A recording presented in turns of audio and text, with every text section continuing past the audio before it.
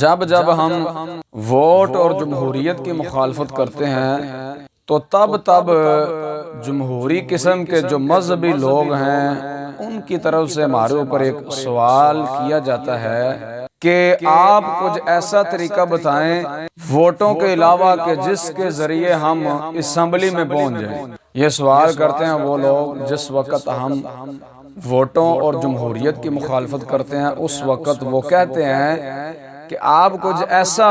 کوئی ایسا طریقہ بتاؤ کہ جس کے ذریعے ہم اسمبلی میں پہنچ جائیں۔ تو ان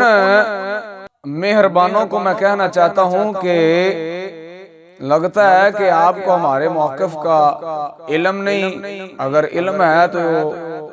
آپ جو ہے تجاہل عارفانہ اختیار کرتے ہو۔ ہمارے نزدیک جمہوریت اور ووٹ جو ہے ہم اس کو حرام سمجھتے ہیں، اس کا حصہ بننا اپنے لیے بھی حرام اور ناجائز سمجھتے ہیں اور دوسروں کے لیے بھی حرام اور ناجائز سمجھتے ہیں۔ تو جب ہم اس کو سمجھتے ہی حرام ہے تو آپ ہم سے اس میں جانے کا طریقہ نہیں پوچھ سکتے، بھئی طریقہ بتاؤ جس طریقے کے ساتھ ہم اسمبلی میں پہنچ جائیں۔ تو جس وقت ہم اسے سمجھتے ہی حرام ہے تو ہم آپ کو کیسے اس کا طریقہ بتائیں؟ بھئی آپ ہم سے یہ پوچھیں کہ اسلامی نظام حکومت وہ کیسے قائم ہوتا ہے؟ یہ تو جمہوریت کافرانہ نظام ہے، ووٹ جمہوریت اسمبلی یہ کافروں کا وضع کردہ نظام ہے۔ ہمیں تو اسلام میں نہ کہیں ووٹ نظر آتا ہے، نہ کہیں جمہوریت نظر آتی ہے، نہ کہیں اسمبلی نظر آتی ہے۔ اسلامی نظام خلافت جو ہے آپ اس کے متعلق سوال کر سکتے ہیں بھی وہ کیسے قائم ہوتا ہے، اس کے متعلق آپ ہم سے سوال کریں، انشاءاللہ تعالیٰ ہم آپ کو جواب دیں گے۔ رہا آپ ہم سے یہ پوچھیں کہ بھئی ووٹوں کے علاوہ اسمبلی میں پہنچنے کا کیا طریقہ ہے، تو یہ ہم آپ کو نہیں بتا سکتے، یہ تو کافرانہ نظام ہے، جو ان کا طریقہ کار ہوگا کافرانہ وہی ہوگا، اس کے ذریعے پہنچ سکتے ہیں۔ کوئی اسلامی طریقہ جو ہے وہ نہیں اس میں لایا جا سکتا۔ ابھی نظام جب بنایا ہی یہود و نصارہ کا ہوا ہے تو اس میں ایک اسلامی طریقہ کیسے ہم مسلمانوں کو وہ استعمال کرنے کی اجازت دیں گے؟ کیسے ہو سکتا ہے یہ ممکن؟ رہا اب اگر آپ ہم پر یہ سوال کریں جو آپ کرتے بھی ہیں بھی جب کوئی اسلامی طریقہ ہے ہی نہیں، یہی طریقہ ہے تو کم از کم ہمیں تو منع نہ کرا کرو۔ تو ان مہربانوں کو میں یہ جواب دیتا ہوں بھی ہم آپ کے خیر خواہ ہیں، ہم آپ کو بد مذہبی سے اور دین دشمنی سے ہم آپ کو بچانا چاہتے ہیں، مسلمانوں کے ہم خیر خواہ ہیں، ہمیں کوئی کسی قسم کی کسی سے کوئی ذاتی دشمنی نہیں ہے۔ ہم ذاتی دشمنی کی بنا پر لوگوں کو منع نہیں کرتے، بلکہ تمہارے دین اور ایمان اور عزت اور غیرت کے خیر خواہ بن کر تم لوگوں کو ایسی باتوں سے روکتے ہیں کہ باز آ جاؤ۔ کیوں؟ یہ جو طریقہ ہم آپ کو جس طریقے سے روکتے ہیں یہ ایسا طریقہ ہے کہ یہ طریقہ بندے کو دین کا مخالف بنا دیتا ہے، مذہب کا مخالف بنا دیتا ہے۔ ایسا بے ایمان طریقہ ہے ووٹوں کے ذریعے اسمبلی میں جانے کا جو بندے کو ہی بے ایمان بنا دیتا ہے۔ اسمبلی میں جا کر تو جو کچھ ہوتا ہے وہ بعد کی بات ہے، اسمبلی میں جانے سے پہلے ہی بندے کو اسلام کا دشمن بھی بنا دیتا ہے، بندے کو مذہب کا دشمن بھی بنا دیتا ہے۔ یہ ووٹوں کے ذریعے اسمبلی میں جانے کا جو طریقہ ہے اس پر میں آپ کو دلائل دوں گا، آپ انشاءاللہ تعالیٰ دودھ کا دودھ اور پانی کا پانی آپ کے سامنے ہو جائے گا۔ بات کو ذرا سمجھنے کی کوشش کیجئے کہ یہی طریقہ ہے، مانتے ہم کہ طریقہ یہی ہے، لیکن ہم اس طریقے کو ناجائز سمجھتے ہیں اپنے لیے بھی اور دوسرے مسلمانوں کے لیے بھی۔ بھئی یہ جب نظام ہی کافرانہ ہے تو اس کافرانہ نظام کو ختم کرنے کا طریقہ یہ ہے کہ باہر رہ کر اس کی مخالفت کی جائے، نہ کہ اس میں شامل ہو کر اس کا جزو اور حصہ بن کر اس کو مزید مضبوطی دی جائے۔ اس کا یہ طریقہ نہیں ہے جو تم لوگ سمجھتے ہو۔ بھئی اس نظام کو اپنایا جائے، پھر اس نظام کے اندر جایا جائے، پھر اس میں جا کر تبدیلی کی جائے، یہ تمہارے خیال ہیں۔ مذہبی لوگوں کی کبھی بھی جمہوریت میں حکومت نہیں آ سکتی، نہیں آ سکتی، نہیں آ سکتی، اس لیے کہ اس نظام میں سیاست کا مذہب سے اور مذہب کا سیاست سے کوئی تعلق نہیں ہے۔ جی آپ نے شاید اپنے بابا جی مسٹر جناح کی ابھی تک وہ تقریر نہیں سنی جو انہوں نے پاکستان کے آزاد ہوتے وقت کی تھی۔ وہ آپ یوٹیوب پر جائیں اور جا کر صرف مسٹر جناح لکھیں، آپ کی وہ تقریر آ جائے گی جس میں آپ واضح طور پر کہہ رہے ہیں کہ آپ سب آزاد ہیں اپنی اپنی مسجدوں میں جانے کے لیے، مندروں میں جانے کے لیے، چرچ میں جانے کے لیے۔ اس کے بعد وہ مسٹر جناح صاحب کہتے ہیں کہ آپ دیکھیں گے کہ وقت گزرنے کے ساتھ ساتھ مسلمان نہیں رہیں گے، ہندو نہیں رہیں گے، عیسائی نہیں رہیں گے، سکھ نہیں رہیں گے، مذہبی معنوں میں نہیں، سیاسی معنوں میں۔ تو یہ تو ہمارے جو آپ کے بابا جی ہیں وہ کہہ گئے ہیں کہ مذہب کا سیاست سے اور سیاست کا مذہب سے کوئی تعلق نہیں ہے، تو لہذا یہ جمہوری کافرانہ نظام اگر اس کو ختم کرنا ہے تو باہر رہ کر اس کی مخالفت کی جائے، باہر رہ کر دوسرے مسلمانوں کو روکا جائے، نہ کہ اس میں جا کر اس کا جزو اور حصہ بن کر اس کو مزید مضبوط کیا جائے۔ تو یہ جو طریقہ ہے ووٹوں کے ذریعے اسمبلی میں جانے کا، یہ ایسا طریقہ ہے کہ اس طریقے کے ذریعے جو ہے ایسا بےایمان طریقہ ہے جو بندے کو اسلام کا مخالف، مذہب کا مخالف بنا دیتا ہے۔ اس کی چند میں مثالیں دیتا ہوں کہ اگر اسمبلی میں جانے سے پہلے کی بات کر رہا ہوں، بات اسمبلی میں جا کر تو جو کام ہوتے ہیں وہ بعد کی بات ہے، جو ہوں گے یا ہوتے ہیں وہ بعد کا مسئلہ ہے۔ اسمبلی میں جانے سے پہلے اس کی بات کر رہا ہوں۔ نمبر 1، یہ ایسا طریقہ ہے ووٹوں کے ذریعے اسمبلی میں جانے کا کہ اگر آپ کی تحریک کا نام لبیک یا رسول اللہ صلی اللہ علیہ وسلم ہو تو اس طریقے یعنی ووٹوں کے ذریعے جمہوریت کے ذریعے اسمبلی تک جانا یہ ایسا ذریعہ ہے کہ اگر آپ کو آگے والے یہ کہیں کہ یا رسول اللہ کو کاٹو گے، کاٹ کر لبیک پاکستان کہو گے، لبیک یا رسول اللہ کی بجائے، تو آپ کی جو تحریک ہے اس کو رجسٹریشن کیا جا سکتا ہے، وگرنہ آپ کی تحریک کو رجسٹریشن نہیں کیا جا سکتا۔ تو یہ ایسا بے ایمان طریقہ ہے کہ اس کو مان کر تسلیم کر کے بندہ یا رسول اللہ کو کٹوانا جو ہے اس کو گوارا کر لیتا ہے اور کٹوا کر لبیک پاکستان کروا لیتا ہے۔ اب یا رسول اللہ جو مذہب حق اہل سنت و جماعت کی جان ہے، اس مذہبی عظیم نشانی کو کٹوانے پر مجبور کر دیتا ہے کون؟ یہ ووٹوں کے ذریعے اسمبلی میں جانے کا جو طریقہ ہے، یہ طریقہ ہے جو ووٹوں کے ذریعے جس طریقے سے ہم لوگوں کو روکتے ہیں، منع کرتے ہیں۔ بھئی جو آپ کو اندر آنے سے پہلے ہی آپ سے آپ کے مذہب کی جان چھین رہا ہے، وہ اندر جا کر پتہ نہیں آپ سے کیا کچھ کروائے گا۔ ابھی تو باہر ہیں آپ تو یہ حال ہے، تو اندر جا کر کیا حال ہوگا؟ تو پہلی بات کہ اس طریقے کے ذریعے جو آپ کے مذہب کی جان ہوتی ہے نا، اس جان سے ہاتھ دھونا پڑتا ہے۔ دوسرا نمبر، یہ ایسا طریقہ ہے ووٹوں کے ذریعے اسمبلی میں جانے کا کہ جس کے ذریعے کافروں بد مذہبوں سے اتحاد کرنا پڑتا ہے، عیسائیوں کو اپنے اسٹیجوں پر بٹھانا پڑتا ہے، اور اس طرح بٹھانا پڑتا ہے ایک طرف ہماری عورت ہوتی ہے اور ساتھ اس کی بغل میں عیسائی کو بٹھانا پڑتا ہے۔ یہ ایسا طریقہ ہے ووٹوں کے ذریعے اسمبلی میں جانے کا کہ عیسائیوں جیسے کفار کو اپنا اتحادی بنانا پڑتا ہے، اور بد مذہبوں کو، دیوبندیوں کو، وہابیوں کو، شیعوں کو، عمران جیسے رافضی کو اپنا اتحادی بنانا پڑتا ہے،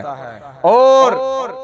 اور حافظ سعید کے بیٹے کے ساتھ بیٹھ کر گپ شپ بڑے اچھے انداز میں خوش طبعی کے انداز میں اس کے کان میں سرگوشیاں کی جاتی ہیں۔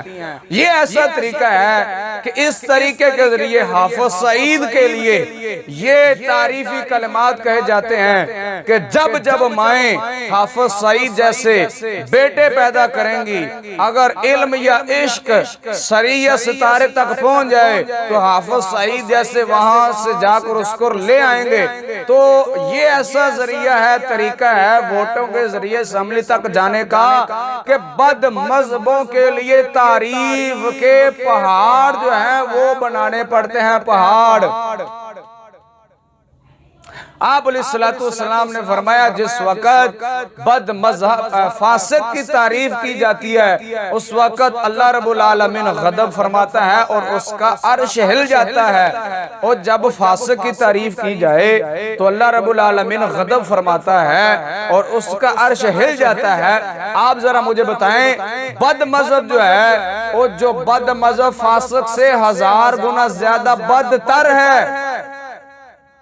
اس کی جب تعریف ان لفظوں کے ساتھ کی جائے جو لفظ امام اعظم ابو حنیفہ کے لیے آئے ہیں، ان لفظوں سے تعریف کی جائے تو بتائیں میرے اللہ کو کتنا غضب آیا ہوگا اور اللہ کا عرش کس قدر ہلا ہوگا۔ اور آپ علیہ السلام نے فرمایا من وقر صاحب بدعت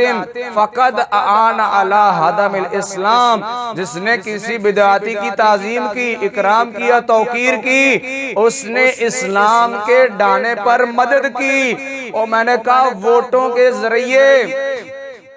اسمبلی میں جانے کا یہ ایسا طریقہ ہے، اگر بندہ اسلام لانے کی بھی نیت سے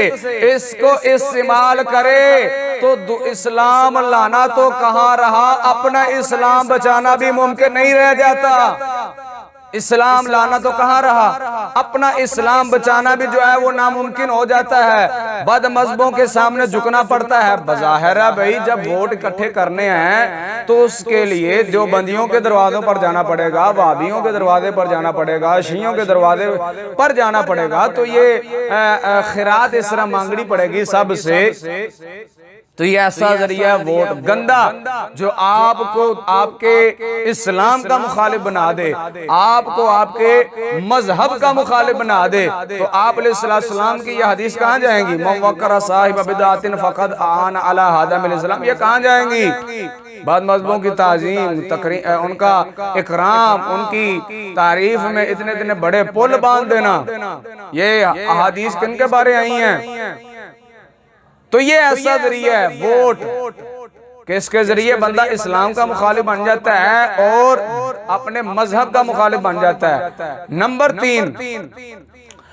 اور یہ ووٹ ایسا ذریعہ ہے کہ اس کے ذریعے اپنی عورتوں کو باہر نکالنا پڑتا ہے غیر مردوں میں، خواہ سیدزادیاں ہوں خواہ غیر سیدزادیاں ہوں، سب کو باہر نکالنا پڑتا ہے۔ اور وہ اللہ جو فرماتا ہے عورت کو وَلَا يَضْرِبْنَ بِأَرْجُلِهِنَّ لِيُعْلَمَ مَا يُخْفِينَ مِنْ زِينَتِهِنَّ، جو خدا فرماتا ہے کہ عورتوں کو کہ وہ پاؤں اتنا زور کر زمین پر نہ ماریں کہ جس کی وجہ سے ان کے زیور کی آواز غیر مردوں کے کانوں میں پڑے۔ اور وہ خدا جو فرماتا ہے کہ عورت جب حج کرنے کے لیے آئے تو تلبیہ لبیک اللہم لبیک اونچی آواز سے نہیں کہہ سکتی، لیکن ووٹ کے ذریعے اسمبلی میں جانا یہ ایسا طریقہ ہے کہ عورت تلبیہ تو نہیں کہہ سکتی خانہ کعبہ جا کے، لیکن لبیک یا رسول اللہ کے نعرے مار سکتی ہے۔ یہ ایسا ذریعہ ہے جو عورت جس کو مسجد میں آ کر اذان دینے کی اجازت نہیں، وہ عورت جس کو جماعت کروانے کی اجازت نہیں۔ میرے آقا علیہ السلام نے فرمایا کہ جس وقت بندہ مرد نماز پڑھ رہا ہو، آگے سے کوئی گزرنے لگے، یا عورت نماز پڑھ رہی ہو آگے سے کوئی گزرنے لگے، تو اس کو بتانے کا کیا طریقہ ہے کہ اس کو معلوم نہ ہو کہ یہ نماز پڑھ رہا ہے؟ تو آپ علیہ السلام نے فرمایا التسبیح للرجال والتصفیق للنساء، حضور نے فرمایا کہ جس وقت مرد گزرنے لگے، عورت نماز پڑھ رہی ہو، آگے سے کوئی گزرنے لگے، تو اس کو بتانے کا کیا طریقہ ہے کہ اس کو معلوم نہ ہو کہ یہ نماز پڑھ رہا ہے؟ تو آپ علیہ السلام نے فرمایا التسبیح للرجال والتصفیق للنساء، حضور نے فرمایا کہ جس وقت مرد نماز پڑھ رہا ہو اس کے آگے سے کوئی گزرنے لگے تو آپ علیہ السلام نے فرمایا نمازی نماز پڑھنے والا تسبیح کرے اللہ اکبر سبحان اللہ، اس طرح کہہ کر اس کو آگاہ کرے تاکہ اس کو پتہ چلے بھی یہ نماز پڑھ رہا ہے، تاکہ وہ پیچھے رہے۔ لیکن قربان جاؤں اس غیور نبی پر، آپ علیہ السلام نے فرمایا وَالتَّصْفِيقُ لِلنِّسَاءِ، لیکن عورت اگر نماز پڑھ رہی ہو اس کے آگے سے کوئی گزرنے لگے تو آپ علیہ السلام نے فرمایا وہ تسبیح نہیں کرے گی، بلکہ حضور نے فرمایا وہ اپنے ہاتھ پر اس طرح ہاتھ مارے گی تاکہ اس کو معلوم ہو جائے گزرنے والے کو کہ نماز پڑھ رہی ہیں۔ اب آپ بتائیں، اور جو نبی نماز کے اندر عورت کی آواز نکالنا گوارا نہیں فرما رہا، کیونکہ عورت کی آواز بھی عورت ہے نماز کی حالت میں جو افضل ترین عبادت ہے، لیکن ووٹ ایسا طریقہ ہے اس طریقے کے ساتھ عورت بن ٹھن کے غیر محرموں کے درمیان آ کر تقریریں بھی کر سکتی ہے، اسمبلی میں جانے سے پہلے تقریریں بھی کر سکتی ہے، اور جناب والا لبیک یا رسول اللہ کی طرح ہاتھ اٹھا کر نعرے بھی مار سکتی ہے۔ ووٹ ایسا ذریعہ ہے اسمبلی میں جانے کا، تو اندازہ لگائیں کہ یہ ایسا طریقہ جو آپ کو آپ کے اسلام کا ہی مخالف بنا دے، آپ کو آپ کے اسلام مذہب کا دشمن بنا دے، باغی بنا دے، دور کر دے۔ کوئی بے عقل ہی بندہ ہو سکتا ہے جو اس طریقے کو اختیار کر کے کہے چلو یار بعد میں توبہ کر لیں گے، یا بعد میں ان چیزوں کا ازالہ کر لیں گے، فی الحال اسمبلی میں تو پہنچ جائیں۔ یہ کوئی بے عقل بندہ ہی کر سکتا ہے، صاحب عقل اور صاحب علم اور ذی شعور بندہ جو ہے یہ ایسا کام نہیں کر سکتا۔ اس کی مثال ایسے ہی ہے، میں ایک مثال دیتا ہوں کہ 10 بندے جو ہیں وہ سفر پر نکل پڑے، ان میں ایک ان کا امیر بھی تھا، تو وہ سفر چلتا رہا، رات ہو گئی جب تو بارش آنا شروع ہو گئی، اور بارش بھی بہت زیادہ تیز تھی۔ اب ہوا یوں کہ ان کے پاس تو چھت کوئی نہ تھی، انہوں نے نظر درائی ادھر ادھر تو ان کو ایک مکان نظر آیا، تو جب مکان نظر آیا نا تو ان میں سے ایک نے جا کر دروازہ کھٹکایا کہ بھئی ہمیں رات گزارنے کے لیے جو ہے وہ مکان آپ کا مل سکتا ہے آج کی رات؟ تو آگے سے وہ مکان والا یہ شرط لگائے بھی ہاں مل تو سکتا ہے، لیکن ایک شرط ہے، کیا کہ وہ شرط یہ ہے کہ آپ جتنے بندے ہیں سب بندوں کو مکان میں داخل ہونے سے پہلے اپنے منہ کے اوپر پخانہ ملنا پڑے گا، وہ شرط لگا دے مکان والا۔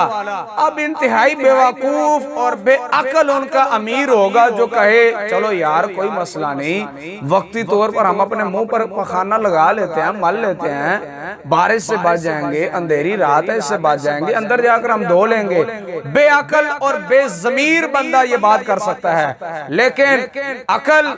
مند اور دنا بندہ وہ کبھی بھی گوارا نہیں کرے گا کہ اپنے منہ پر پخانہ مالے۔ وہ کہے گا بھئی باہر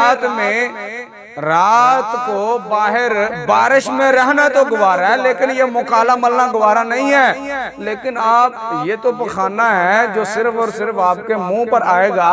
لیکن ادھر اپنے اسلام سے ہاتھ دھو بیٹھنا، اپنے مذہب سے ہاتھ دھو بیٹھنا، یہ گوارا کر کے بیٹھ جانا، یہ اس پخانہ ملنے والے سے بھی زیادہ بے عقل ہیں جو اپنے مذہب سے ہاتھ دھو بیٹھتے ہیں، جو اپنے اسلام سے ہاتھ دھو بیٹھتے ہیں، اپنے اسلام کا مخالف بن جاتے ہیں، اپنے دین کا مخالف بن جاتے ہیں، اپنے مذہب کا مخالف بن جاتے ہیں۔ تو یہ چیزیں ہیں، تو آپ ذرا خود اس پر توجہ دیں، ذرا سمجھیں کہ جو ہم سے پوچھتے ہیں بھی ووٹوں اور جمہوریت کے علاوہ کون سا طریقہ اسمبلی میں جانے کا، ہم کہتے ہیں بھی یہ جب مسلمانوں کا طریقہ ہی نہیں ہے تو ہم آپ کو کیسے بتائیں بھی یہ طریقہ اسلامی آپ اس کے ذریعے اسمبلی تک جائیں؟ ایسا تو ممکن نہیں ہے۔ جب یہ نظام کافروں کا بنایا ہوا ہے، وضع کرتا ہے، تو طریقہ بھی ان کا ہوگا، تو جو طریقہ ان کی طرف سے آئے گا وہ اسلامی تو نہیں ہوگا، غیر اسلامی ہوگا۔ جو آپ سے آپ کا یا رسول اللہ جو ہے نعرے سے وہ بھی کٹوا دے گا، آپ کو بد مذہبوں کا اتحادی بھی بنا دے گا، کفار کا اتحادی بنا دے گا، آپ کی عورتوں کو جو ہے گھر سے چار دیواری سے نکال کر لوگوں کے درمیان میں لے آئے گا۔ ایسا طریقہ ہے یہ رہا۔ یہ سوال مقدر کا ایک جواب دے دیتا ہوں. اگر کوئی یہ پوچھے بھئی اسلامی نظام حکومت قائم کرنے کا کیا طریقہ ہے وہ بھی ذرا بتا دو, تو اس کے جناب والا دو ہی طریقے ہیں, یا تو عذاب یا تو جہاد. ہاں دو ہی, یا تو عذاب یا تو جہاد. موسیٰ کلیم علیہ السلام کے زمانہ میں حکومت ہی فرعون کی, تو آپ اس وقت جہاد نہیں کر سکتے تھے کیونکہ ان کے پاس قوت اور طاقت نہیں تھی. تو اللہ تعالیٰ نے حضرت موسیٰ علیہ السلام کو فرمایا آپ صبر فرمائیے, صبر کیجئے. آخر کار اللہ تعالیٰ کا عذاب آیا فرعونی اور فرعون غرق ہوا, تو حکومت سیدنا موسیٰ کلیم علیہ السلام کی آئی. لیکن جب باری آئی ہمارے مدینے کے تاجدار صلی اللہ علیہ وآلہ وسلم آپ کی, تو اس وقت کسی ایک کی حکومت نہیں تھی بلکہ قبیلے ہوتے تھے, مختلف قبائل ہوتے تھے, ہر قبیلے کا ایک سردار ہوتا تھا. تو آپ علیہ السلام کی جس وقت اعلان نبوت کے بعد مخالفت ہوئی, تو جس آپ علیہ السلام کو اللہ تعالیٰ نے جہاد کا حکم دیا, اس وقت عذاب نہیں آیا لیکن آپ علیہ السلام کو جہاد کا حکم دیا گیا, اور وہ بھی آپ کے اعلان نبوت کے فوراً بعد نہیں, بلکہ جس وقت آپ علیہ السلام کے ساتھ چند مسلمان مل گئے, آپ کو افراد مہیا ہو گئے, کچھ طاقت جمع ہو گئی,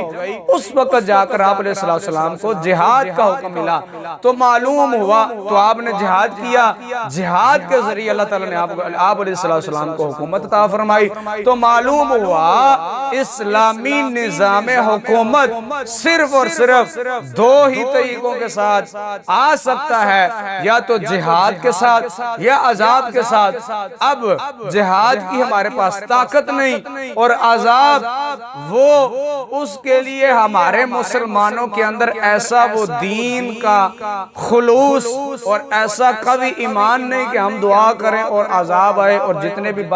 دین کے دشمن ہیں وہ غرق ہو جائیں. اب مسلمان بھی تو اندر سے ویلے ہیں کہ اللہ تعالیٰ کو ہماری حالت زار پر رحم آ جائے تو وہ عذاب بھیجے اور ان دین دشمنوں کو غرق کرے. ہم دین کے خود مخالف ہیں, تو جب ہم بھی مخالف ہیں تو وہ کیسے؟ تو میں تو یہ سمجھتا ہوں کہ عذاب اگر آیا تو سب سے پہلے جو اگر رگڑے جائیں گے نا تو یہ مولوی رگڑے جائیں گے سب سے پہلے. باقی دین دشمن جو ہے وہ تو بعد میں ہے, پہلے یہ رگڑے جائیں گے جو دین کا الٹا خود مخالف ہیں, جو دین کا الٹا خود خلاف چلتے ہیں, لوگوں کو خلاف چلاتے ہیں. سب سے پہلے مجھے تو یہ لگتا ہے جب اللہ کا عذاب آیا سب سے پہلے یہ رگڑے جائیں گے. باتیں تو بہت زیادہ ہیں لیکن قصہ مختصر اس بات کی طرف پھر آتا ہوں کہ ووٹوں کے ذریعے اسمبلی میں جانا طریقہ تو غیروں کا ہے, تو جب آپ آئیں تو اس میں آپ کہیں بھی اسلامی طریقے سے آپ داخل ہوں, یہ ناممکن سی بات ہے. ہاں جی, ابھی تو ابتدائی عشق ہے, روتا ہے کیا, آگے آگے دیکھ پھر ہوتا ہے کیا. دعا ہے کہ اللہ رب العالمین ہمیں دین حق کو سمجھنے کی, سمجھانے کی توفیق عطا فرمائے. وما علینا